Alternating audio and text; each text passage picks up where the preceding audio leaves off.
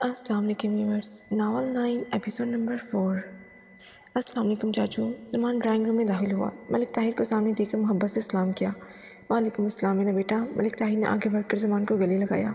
چاچو کیسے ہیں؟ سفر کیسا رہا؟ زمان طاہر کے بعد صوفے پر بیٹھ گیا۔ اللہ کا شکر سب اچھے سے ہو گیا، بس یار بھائی صاحب زمین پر قبضہ نہیں چھوڑ رہے، میں نہیں چاہتا اپنے بھائی کے خلاف کیس کروں۔ طاہر دکھی ہوا۔ چاچو سب ٹھیک ہو جائے گا۔ زمان نے طاہر کے ہاتھ پر ہاتھ رکھا۔ تم تیار ہو کر ویسے کہاں جا رہے ہو؟ طاہر نے اس کو اب نوٹ کیا۔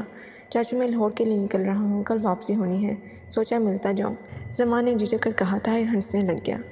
تو برخوردار مجھ سے نہیں اپنی منقوہہ سے ملنے آئے ہو؟ طاہر نے پیار سے کہا۔ چاچو کیا کر رہے ہیں کسی کو نہیں پتا، زمان نے اس کی ہنسی کو روکتے ہوئے کہا۔ ہاں یاد آ گیا، پر جس سے ملنے آئے ہو وہ تو اٹھی نہیں، ایسا کرو اس کے کمرے میں مل لو جا کے، میں تمہاری چاچی کو آج بتا دوں گا اس بات کا۔ طاہر نے کہا۔ جیسا آپ کو ٹھیک لگے چاچو، زمان کہہ کر اٹھا۔ بائیں جانب دلکش کا روم تھا، وہ قدم بڑھاتا اس کی طرف گیا۔ دروازے پر دستک دی، کوئی آواز نہیں آئی۔ اس نے اب خود ہی دروازہ کھولا تو وہ لاک بھی نہیں تھا۔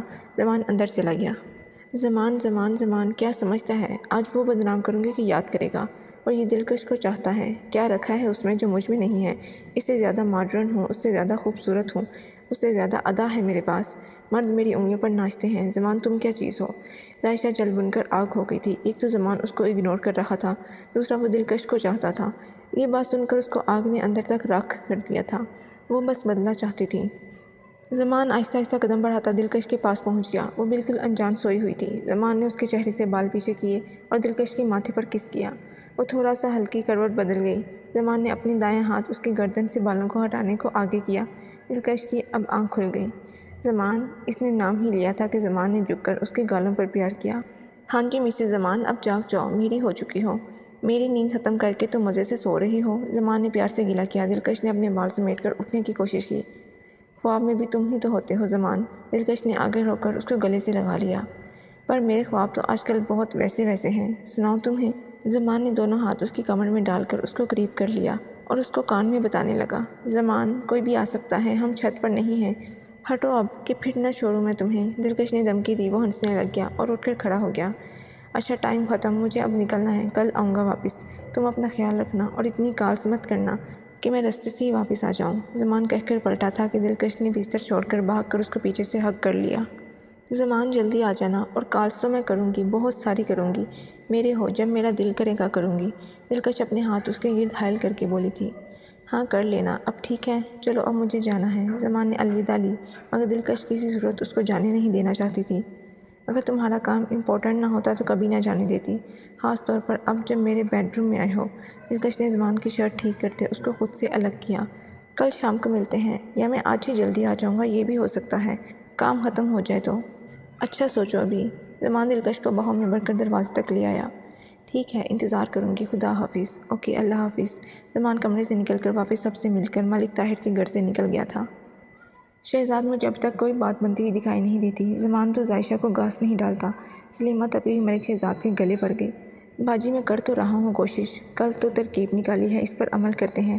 زمان آج گیا ہوا ہے لاہور، میری ابھی بات ہوئی ہے، وہ شام تک آ جائے گا، ہم آج شام کو باہر جاتے ہیں، میرا فارم ہاؤس ہے وہاں، آپ تیار ہو جاؤ، عائشہ کو بتا دو، وہ تیار رہے، کچھ بھی کرے زمان کو اپنا بنائے۔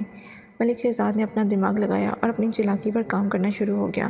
ساتھ سلیمہ بھی تیار ہو گئی۔ وہ شام ہوتے ہی گھر سے نکل گئے۔ زمان راستے میں تھا جب اس کو اطلاع دی ملک شہزاد نے۔ زمان کی خوشی کی انتہا نہ رہی، اس نے راستے سے ہی دلکش کو کال کر دی تھی اور اپنے کمرے کو سجانے کے لیے پھولوں کا آرڈر دے دیا۔ گاڑی گھر کے سامنے رکی تو باہر پھولوں والا بھی آیا ہوا تھا۔ زمان کو نہیں پتا تھا کہ عائشہ گھر پر ہے۔ وہ اپنے دھیان گھر میں داخل ہوا۔ عائشہ کو لگ رہا تھا یہ سب زمان اس کے لیے کر رہا ہے۔ وہ خوشی سے بھاگ کر ٹی وی لاؤنج میں آ گئی۔ زمان اس کو دیکھ کر دنگ رہ گیا۔ تم یہاں کیا کر رہی ہو؟ تم نہیں گئی؟ زمان میں تمہارے لیے رکی ہوں، میں تم سے بہت پیار کرتی ہوں۔ عائشہ اس کے گلے لگنے کی کوشش کرتے ہوئے لیکن ناکام رہی۔ بہت شرافت سے کہہ رہا ہوں، میں تمہیں نہیں دلکش کو چاہتا ہوں، اور تم ہم دونوں کے درمیان آنا چھوڑ دو، نہ تمہارا تھا نہ کبھی ہوں گا، یاد رکھنا۔ زمان اس کو جھڑک کر اپنے کمرے کی طرف بڑھ گیا۔ سیاہ کلر کی نائٹی جس پر نیٹ کا ہلکا سا گاؤن ڈالا تھا، عائشہ اپنے کمرے میں کب سے ٹہل رہی تھی۔ جب سے اس نے زمان کو دلکش سے بات کرتے سنا تھا، اس کے تن میں آگ مچی ہوئی تھی۔ وہ بدلہ تو پہلے ہی لینا چاہتی تھی، زمان جو اس کو ہر وقت اگنور کر رہا تھا۔ اب جب دلکش زمان کو ملنے اس کے گھر آ رہی تھی، وہ یہ موقع ہاتھ سے جانے نہیں دینا چاہتی تھی۔ خود کو تیار کر کے وہ صحیح وقت کا انتظار کر رہی تھی۔ تھوڑی دیر بعد وہ زمان کے کمرے کی طرف بڑھی، ہاتھ میں پکڑا دودھ کا گلاس جس میں اس نے نیند کی گولیاں ملائی ہوئی تھیں۔ اس کا کمرہ زمان کے کمرے کے سامنے تھا۔ ابھی اس نے پہلی دستک دی، زمان سمجھا دلکش ہے، اس نے فوراً دروازہ کھول دیا۔ کمرہ پھولوں سے سجا ہوا تھا، پر سامنے عائشہ کو اس لباس میں دیکھ کر وہ کوئی حیران نہیں تھا۔ اس کی حرکتوں سے وہ ان 2-3 دنوں میں اچھی طرح واقف ہو گیا تھا۔ تم یہاں کیا کر رہی ہو؟ وہ بھی اس وقت میرے دروازے پر دستک دینے کا مطلب؟ زمان نے نظریں ہٹائیں اس سے۔ اتنا تیار ہو کر تم سے ملنے آئی ہوں اس وقت، تمہیں نہیں پتہ کیوں آئی ہوں؟ تھوڑا سا اپنا پیار بانٹ لو گے تو کم نہیں ہو جائے گا؟ عائشہ نے جو ہی دیکھا کہ دلکش سیڑھیاں چڑھ کر آ رہی ہے، اس نے آگے ہو کر زمان کو گلے لگا لیا۔ مجھے پتہ تھا تم بھی مجھے چاہتے ہو، ورنہ اس وقت مجھے کیوں کہتے عائشہ نائٹی پہن کر آنا؟ وہ خود سے ہی باتیں بنانے لگی۔ اس سے پہلے زمان اس کو الگ کرتا، دلکش وہاں پہنچ گئی تھی۔ دونوں کو اتنا پاس دیکھ کر اس کی آنکھوں میں آنسو تھے۔ زمان نے فوراً عائشہ کو دھکا مارا اور دلکش کی طرف بڑھا۔ دلکش، جو تم دیکھ رہی ہو ایسا نہیں ہے، یہ مکار عورت کی چال ہے، ہمیں دور کرنا چاہتی ہے۔ میری بات سنو۔ زمان دلکش کی طرف بڑھا، لیکن وہ اسی رفتار سے سیڑھیاں اترتی گئی جس چاہت سے آئی تھی۔ زمان آوازیں دیتا رہ گیا، اگر تمہاری وجہ سے وہ مجھ سے دور رہی، تمہارا وہ حال کروں گا کہ یاد کرو گی۔ زمان عائشہ کو دانت نکالتے ہوئے دیکھ کر غصے سے کہا۔ دلکش کے پیچھے بھاگا۔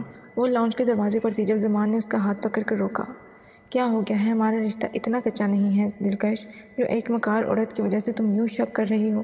میری محبت اتنی سی ہے؟ زمان دکھی سا بولا تو دلکش نے بنا کوئی وقت ضائع کیے اس کی باہوں میں پناہ لی۔ تمہارے لیے تیار ہو کر آئی تھی وہ، مجھے اسے کسی صورت برداشت نہیں کہ تم یوں۔ زمان نے اس کی آنکھیں صاف کی۔ تم جا کیوں رہی ہو؟ میں ابو کی بندوق لینے جا رہی تھی، اس عائشہ کو آج قتل کر دیتی اگر تم نہ آتے، دلکش نے معصومیت سے کہا۔ زمان اس کو اٹھا کر واپس سیڑھیاں چڑھنے لگا۔ عائشہ کی لگائی ہوئی آگ ان دونوں کو اور قریب لے آئی تھی۔ ان دونوں کو پاس دیکھ کر آگ بگولا ہوتی اپنے کمرے میں چلی گئی۔ زمان دلکش کو اٹھائے اپنے کمرے میں لے آیا تھا۔ اندر آ کر اس نے پاؤں سے دروازہ بند کر دیا۔ دلکش نے ایک ہاتھ سے زمان کے کالر کو مٹھی میں بیچ رکھا تھا۔ اس کی گود میں سوار وہ اپنا منہ زمان کے کندھے سے چھپائے، اپنا دوسرا بازو اس کی گردن کے گرد حائل کیے زمان میں سمٹ گئی تھی۔ زمان نے پیار سے لا کر اس کو اپنے بیڈ پر بٹھایا۔ دلکش نے ابھی بھی رونا بند نہیں کیا تھا۔ زمان نے کمرے میں سجے پھولوں سے ایک گلاب لا کر اس کو دیا۔ دلکش، کیا ہو گیا ہے یار؟ مت رونا، دیکھو سارا میک اپ خراب کر لیا ہے۔ اپنی جیب سے ٹیشو نکال کر زمان اس کا چہرہ صاف کرنے لگا۔ تمہیں کوئی احساس نہیں مجھ پر کیا گزر رہی ہے؟ اگر مجھے یوں کسی کے ساتھ دیکھتے تو تم اس کو گولی مار دیتے، اور مجھے بھی زمان، دلکش نے ناگواری سے کہا۔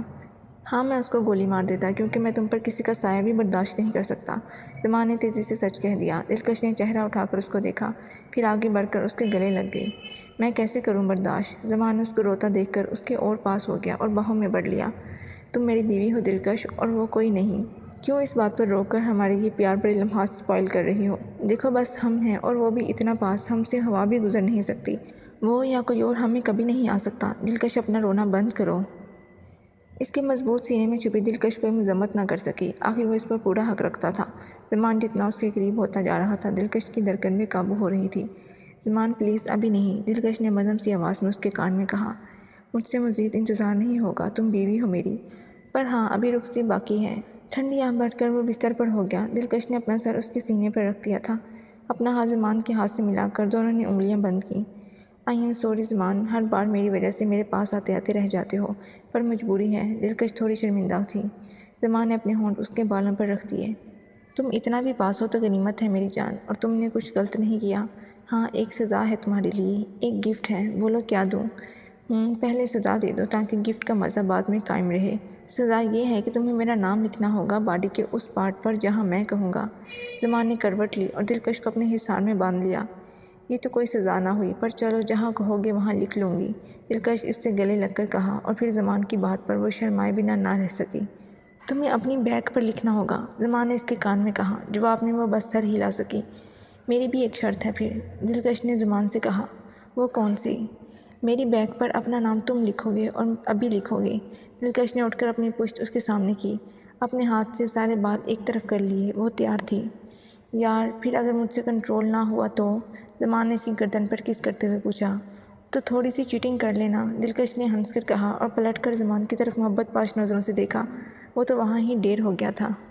عائشہ کان لگا کر کب سے دونوں کی باتیں سن رہی تھی۔ اس نے دیوار سے کی لاک اٹھایا اور باہر سے دروازہ لاک کر دیا اور فون ملانے لگی۔